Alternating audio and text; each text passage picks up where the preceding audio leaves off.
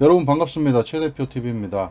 오늘은 2021년 7월 19일입니다. 오늘자 기준으로 해서 5차 재난지원금 중에 소상공인 희망회복자금이라는 지원금이 있는데 이 내용에 대해서 좀 최신 소식 좀 말씀드리려고 합니다. 이게 5차 재난지원금 중에 이제 소상공인에 해당되는 부분이 회복 자금이라 그래서 요게 이제 최대 금액이 3천만 원까지도 늘어날 가능성이 있다라는 그런 이제 기사들이 있어서 그 내용 좀 한번 살펴보도록 하겠습니다. 처음에는요, 정부에서는 추경안을 구간을 100만 원에서 900만 원 정도 이렇게 구간을 만들어서 제출을 했는데 이거보다 상당히 상향될 것으로 그렇게 예상이 된다 합니다. 이 내용은 이제 어디서 결정이 되냐면 국회 예산결산특위에서 결정이 조만간 이제 될 것으로 그렇게 보입니다. 자, 그래서 이 당과 여당과 정부에서는 이제 19일에 5차 재난지원금에 포함된 소상공인 희망회복 자금을 정부 계획보다 확대를 시켜서 다음 달 8월 17일부터 지급을 하겠다라고 이제 발표를 해서 지금 관심을 끌고 있습니다. 만약에 이렇게 진행이 된다면은 지원 대상이 한 90만 명 가량이 1차 신속 지급 대상이 되고요. 나머지들은 8월 말까지 이제 추가적으로 지급을 하겠다 이런 계획이라고 합니다.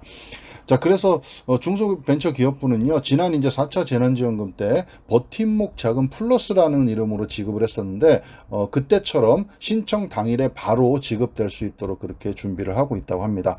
이번에 이제 5차 재난지원금으로 이제 나가게 되는 희망회복 자금은 지난해 8월 이후 올해 6월 말까지 한 차례라도 집합금지나 영업 제한 혹은 경영위기 업종에 해당되는 소상공인이 지원 대상이 된다고 합니다. 여당의 고위당정협의회 결과에 따르면요, 희망복지자금 지원 단가를 역대 지원금 중에 최고 수준으로 인상을 해서 지원 대상도 최대한 확대해서 지급하겠다 이렇게 발표를 했습니다.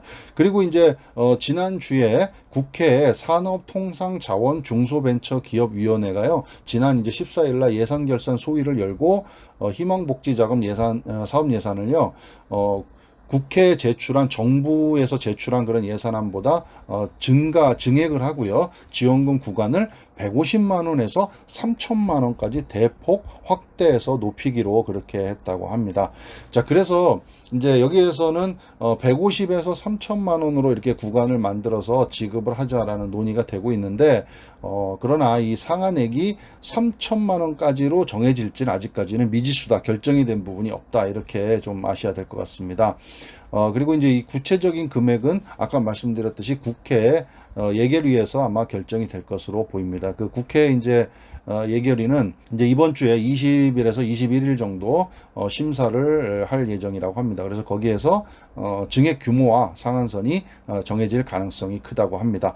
그리고 이제 만약에 이제 이게 업체당 3천만 원이 안 되더라도 만약에 상한선이 1,500, 뭐 1,000만 원, 2천만 원 이렇게 결정이 되더라도 만약에 여러 개의 사업장을 운영하고 있는 경우라면요. 예전에 버팀목 자금 같은 경우에도 이제 4개 이상의 사업체를 운영하면요, 최대 200%까지도 지급을 했습니다. 그래서 만약에 이제 그때 버팀목 자금 플러스 때는요, 2개 사업장을 운영하면 150%를 지급했고요. 3개 사업장을 운영하면 180%, 4개 사업장을 운영하면 200%를 지급했기 때문에 이번에 희망복지자금도 그런 식으로 규정을 그대로 적용할 것으로 예상이 됩니다. 그래서 만약에 사업장을 여러 개 운영하고 있으신 사업주가 있다면은 3천만 원까지도 이렇게 받을 수 있는 경우가 생기지 않을까 싶은 생각이 듭니다.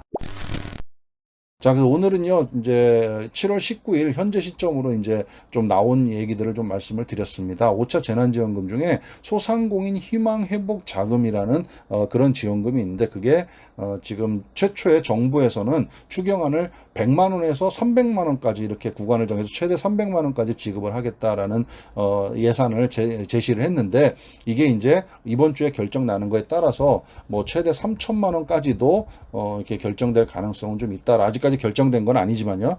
결정될 가능성이 있다 해서 이번 주에 국회 예결위에서 어떻게 결정이 되는지를 우리가 좀 주목하고 좀 지켜볼 필요가 있을 것 같습니다. 오늘 여기까지 말씀드리겠습니다. 감사합니다.